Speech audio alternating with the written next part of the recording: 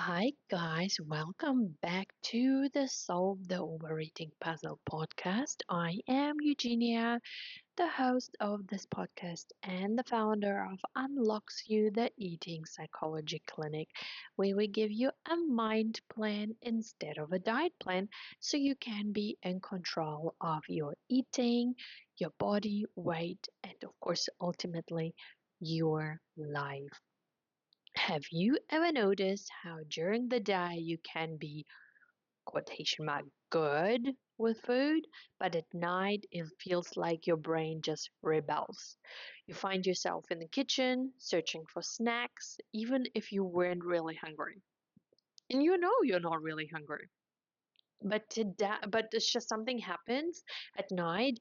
You can be strong throughout the day. You can say no. You can eat clean. You can follow a diet plan. Maybe even be on calorie deficit. Like if you have a plan for calorie deficit, but then nighttime comes and something happens and you just can't stay strong. You just can't sustain it, and all you do is just want to eat food.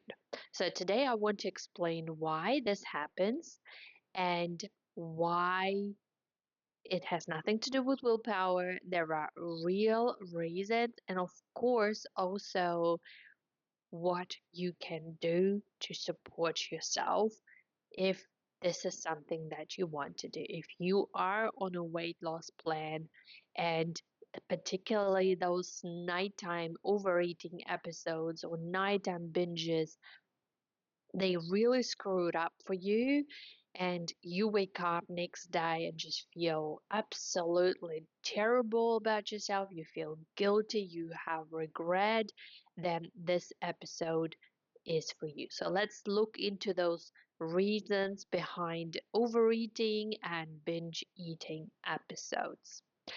So one reason, it's the survival response to restriction. Well, like I said, if you are on a diet plan and you are maybe restricting either certain foods or food in general, maybe you are eating, let's call it quotation mark, clean, then your brain goes into kind of like a survival mode. So your brain pushes you towards high calorie foods, sugar, carbs, or comfort food. Basically, what happens is because you think about like this, food is the primary source for survival. We need to eat to live, right? And when we go into calorie deficit, or when we try to restrict our food, or not only try, where we actually restrict our food, and I really actually want to say you might even not be in a calorie deficit, but your attitude is, I shouldn't be eating this, I shouldn't be eating this, I shouldn't be eating this. So you are telling yourself that you're not allowed to eat. For the brain, it's like you are in survival mode, right? You are not allowed to have something that is important to be alive. So by the time it's evening, now your brain says, I really need to eat high calorie foods, that are sugary foods, or high calorie sort of dense foods, because I want to not to be like, or I want to do something about my survival instinct. I want to eat something because I don't know when I'm going to get that food again. And again, it does not mean that there is actually no food available. There is probably food available, but it's the brain can't really differentiate between reality and made up, I guess, scarcity. It's a word I'm looking for. Yeah, made up scarcity. Our brain can't differentiate it. It doesn't know that the supermarkets are full of food, and we're lucky enough, or a lot of people are lucky enough to be able to get that food, uh, let's say almost at any time we wish. So as you see, has nothing to do with being weak. It's actually biology, and your brain is trying to keep you alive. So what do we need to do? We need to eat balanced meals during the day. So have protein, have fats, fiber, so your body feels satisfied. Now, if you are trying to lose weight, this is a little bit more difficult, but what I have found personally, because I am also I am on a fat loss journey. I am really trying to get to where I was before pregnancy, and I still have a little bit around 2 kgs to lose. And as you know, the last 2 kgs, the last 5 kgs are hard. They're really hard because for the body just doesn't want to do that anymore, right? And because I have lost already quite a bit of weight from the beginning of when I gave birth. So what I have found, what helps me is to eat slightly less calories during the day. I find I have my breakfast, and I can wait until lunchtime without a snack. Then I obviously have lunch, then I add a snack, and then I have a higher amount of calories for dinner, and then I still leave space for a snack after dinner before I go to bed, and it's protein, something yogurt or something like that. That helps me psychologically, but also physiologically. So there is actually more food in the evening to make me feel full, to make me feel satisfied. But I'm okay. Like in the morning, I personally have 3 eggs. I have half of an avocado and a teaspoon of olive oil. Yes, might sound funny, but I do find I do really well on high protein and sort of medium amount of fat. It works really the best for me. I feel the best that way. And if you don't want to eat that amount of, let's say, fat, absolutely fine. But just make sure that you do start your day with really good high amount of protein, because research shows that when participants of this test, when they ate more protein in the morning, it helped them to reduce their hunger throughout the day, and they were less hungry than throughout the day. And therefore, they were able to consume less calories. So, do start your day with protein. If that helps you, you can try it out. You can leave more calories through for the evening, but please, really important here, because that's the other reason why we start feeling really ravenous at nighttime at times. You don't want to skip meals, because when you skip meals, you get way too hungry. We don't want to get way too hungry. A little bit of hunger is okay, we can manage that, but that's why I find having more protein, a little bit of more fat, helps me to kind of feel hunger without feeling ravenous. So I am able then to sustain that sensation. It's not heavy. It's not like oh my god, I really am starving, I really need to eat. It's just a sensation in the stomach. So we want to increase that amount of protein and have regular meals, whatever that is for you. That's really, really individual. If you do want help with that, do get in contact with me, Eugenia at unlocksu.nz, and I do provide one-on-one coaching. So I will be able to support you to really adjust and do what works for you. Even a small snack mid-afternoon usually can help with those evening cravings. Maybe you're like me, you're able to have your breakfast a little bit later in the morning. So I kind of tend to eat around 9 or 10 o'clock, usually around 9. And then I can wait until 12. So it's 3 hours. It's a really reasonable amount of time. Then I have my afternoon snack around 3. And then I have my dinner around sort of 5 o'clock, and then I have another snack before going to bed. So that way I have a regular amount of food, and my dinner is between 500 and 600 calories. So it's a decent amount of calories, and actually a really good amount of food, like quantity wise as well. ChatGPT can help you with that as well. I have talked about it before. Keep your meals nourishing, not just low calorie, but really food that makes you feel satisfied as well. Because a lot of the time, the reason why we want to eat food at nighttime is also because what we want is that satisfaction. Think about it like this. Have you ever eaten food? Let's say it was low calorie. Let's say a good example. Sometimes people make like an omelet with only egg whites, or maybe one full egg, and other than that, only egg whites.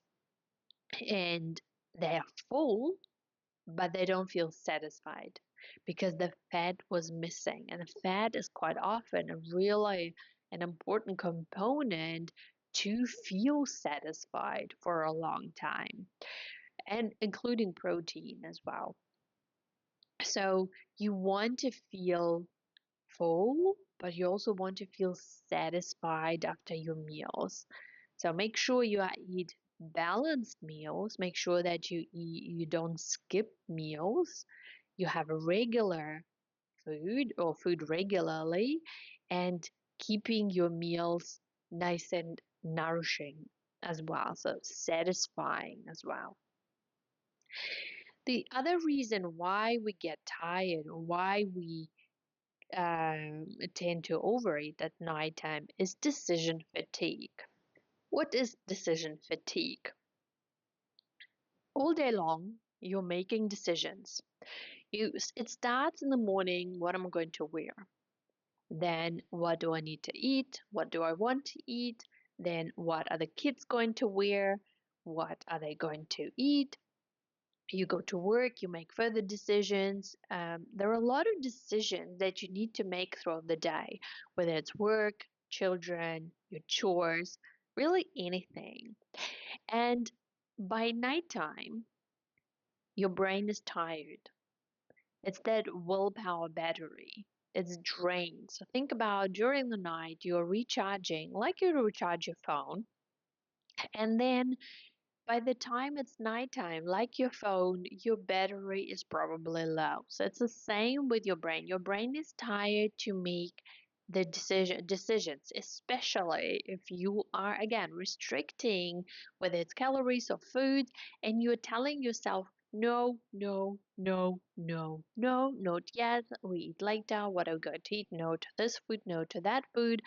So that logical, that disciplined part of your brain, the prefrontal cortex, is now tired, and the emotional, the reward seeking part, the limbic system, it takes over. So that's why resisting chocolate at 10 p.m. feels 10 times harder than resisting at 8 a.m. Your emotional and reward seeking part of the brain wants that feel good feeling. We are going to go into more details about that as well. So, what do we want to do? Practical tools. We want to have a plan for our evening snacks and meals so you don't rely on willpower. And that's why I do like to have not a meal plan as such, but an idea. So let's say for me, it is I have 150 grams of protein. Now, I can have any protein I like, whether it's chicken, whether it's fish, whether it's beef, or even mince. I don't have 150 grams, but something along those lines. So I have, let's say, 150 grams of protein, and then I have 2 tablespoons of olive oil, or I have a quarter of an avocado, and the rest are veggies. I can have any veggies that I like, and I have also fruit, by the way, as well. So I can have any fruit I like. I can have any veggies I like. I can have any protein I like, but I kind of know approximately what I'm going to eat, what kind of food I'm going to eat. Usually something is already there, or I can prepare it very fast. So there is an idea about what I can eat. Okay, so I don't need to think about my calories. I don't need to have any plans as such. I kind of, I just do what I know. Yeah, so use simple and healthy options in easy reach. Have fruit there. We always have fruit there. We always have yogurt there. I can I can really, it's just there. Okay. I don't need to think about it. We don't have food that I don't want to eat. Not only we just don't see that that food should be part of our daily diet. If we want to have a chocolate, we will go to the supermarket and get a chocolate. But most of the time, we don't have it. Like, we don't have that kind of highly processed foods in the house. No chips, no chocolates, no lollies, because we don't need that. It's not part of our daily diet. Therefore, it's not necessary. And that will help you to also not to require willpower, because there is just nothing to decide about, right? So you eat what's there, and you know that whatever you eat will be fine. Another trick that some people use, now I personally don't do that, but hey, that's something that I've heard, let's say, books. Okay, I've heard it from some books where they say this is what successful people do. They reduce decision making during the day. So what they do is, let's say they have certain type of clothes that they wear to work. Obviously, not everyone has uh, a certain type of clothes that they wear, but let's say some men would say this is the Monday shirt, Tuesday shirt, the Thursday shirt, whatever. Or like I have a drawer where the jerseys are only uh, for work. So that drawer has jerseys or pullovers that are only for work. So I don't need to go through a drawer of clothes where I have, let's say, jerseys or t-shirts that are for the gym or going or walking and being at home. I don't have that. So I can just grab that out. I don't know if it kind of applies here, but otherwise, how we can reduce small decisions when it comes to food is obviously cooking ahead of time. So we always cook much more. So that means, let's say, if I cook meat that will last about 2 to 3 days. So when I get home, I don't need to think about what protein I'm gonna have, because it's already there. I don't need to think about what vegetables I'm gonna have. It's already there. It's already prepared. So either batch cooking. I used to suggest, let's say, if you are a meat eater, put a whole chicken in the oven. Put some potatoes around it or some veggies around it. Then when that chicken is done, take it out, obviously let it cool down, and then rip it apart like let's say no, I need to explain it properly. You can just pull it apart into smaller pieces, and then you have that protein. So you can reach for it. You can add it to your salads, to your wraps, to whatever you eat at any time. So it's there, and then it's usually quite a It's enough for 2 to 3 days. Depends on obviously the size of your family, but a whole chicken, even two chickens. I make, I quite like just to fry up mince. Yes, it's not a whole recipe, but it's food. So I just fry up mince, or we fry up mince, and then it's there. It lasts 2, 3 days, and I just mix it with veggies, and it does the job. Okay, so meal prep or having some routine, having some ideas how I can cook in sort of bigger quantities, that really helps. So that will help you with your decision fatigue in the evening. The other reason why we tend to overeat at nighttime is because after a long day, your brain usually wants a feel good hit. Yeah, it just wants to feel good. It's tired. It maybe had a stressful day. It was a long day. And honestly, all you want is just actually everyone to go to bed and have some time to yourself. Mama, you can relate. I know you can. So, and food, especially those sugary foods, sugar, carbs, salt, fat, that kind of that combination, right? So sugar and fat like ice cream, or salt and fat like a pizza or potato chips, plus carbohydrates, that that gives you that instant dopamine release.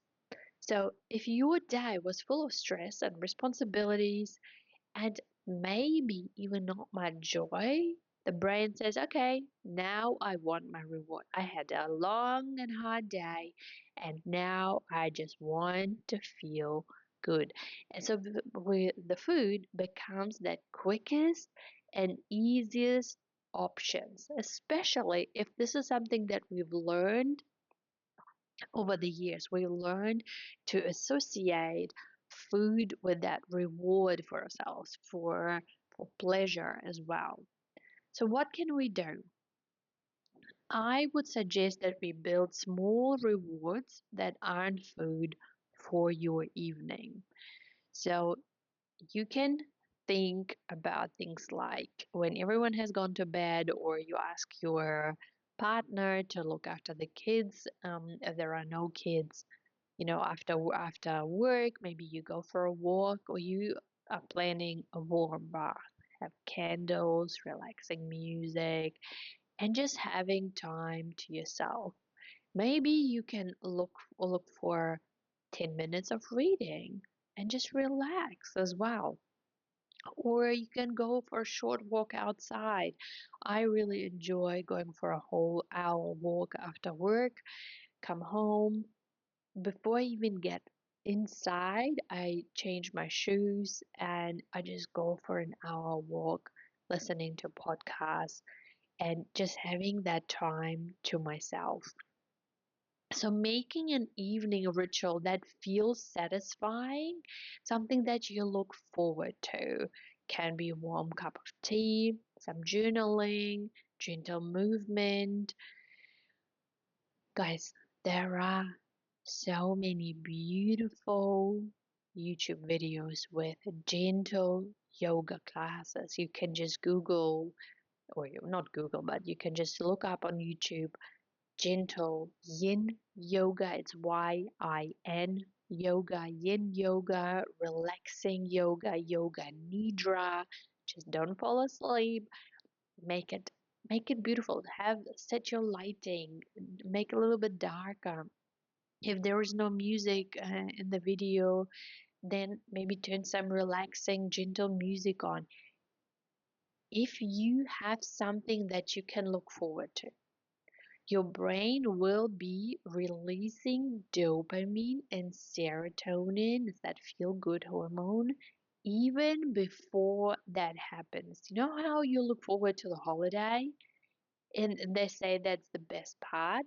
That's because your brain can't differentiate that it's not happening yet. It just knows that something good will happen. So you really love that feeling. This is the same. So you are you're releasing dopamine even before something happens. How good is that? right? You are actually creating that feel good feeling before anything even happens. It's crazy, but it works. So create a routine that you look forward to. Create a maybe a list, like a feel good menu. Make it beautiful, or put a whole bunch of things that you really enjoy, and that at nighttime you can choose, all right, what am I gonna do today? Yeah. If you do want a food treat, my suggestion to clients is usually make a bowl of veggies and fruit. So chop up some carrots, an apple, some capsicum. These are really yummy veggies because they're sweet vegetables. An apple, if you like, or I don't know, some other type of fruit, maybe some grapes in there, and have that as a treat. You will feel that will fill you up. You just are not able to eat that much of that because it does fill you up because of the fiber and the water content. But you're not going to feel bad about it. You're not going to feel regret over it. Now, if you are trying to stay in a calorie deficit and you're trying to lose weight, count that in. Okay, count that in, give that, let's say, 150 calories extra, like just leave it there. I don't even think that it's 150 calories, but let's say an apple is around 90. Okay, so you have another 60 calories for, let's say, other type of fruit. And that's around about it. You give that extra and then have a whole bowl and just enjoy it in the evening, and you will love it. So that's how you can do to create that food treat that you enjoy and really savor it mindfully, instead of binge eating, right? Now, the other reason why we eat at nighttime is also stress and cortisol drop. Cortisol is a stress hormone, but it also plays a role in keeping you alert and giving you energy. So in the morning, or let's say it starts around 3 o'clock in the morning, 3 a.m., your cortisol levels start increase because it wants you to get up, to make you alert, right? To be ready for the day. So naturally, cortisol is higher in the morning to help you wake up, and then it gradually lowers throughout the day. Because obviously, by the evening, cortisol is at lowest. It why? Because this is how you should then get tired and go to sleep. So for anyone who is under pressure or has, let's say, demanding day, this drop is when you finally feel just exhausted and often also overwhelmed because all day your body has been running on adrenaline or stress for hours. And if you are someone who has a lot of coffee throughout the day, now you are stimulating your adrenals to create more cortisol. So you're running on that toxic cortisol, not toxic, sorry. You're running on that extra adrenaline, on that extra cortisol that is not naturally created by the body. And that crash then can feel especially intense at nighttime. So your brain is saying, ah, I need energy and I need comfort now. I just want to relax. So food, like I said, especially sweet or carb heavy food, feels soothing in that moment because it briefly raises your serotonin and dopamine.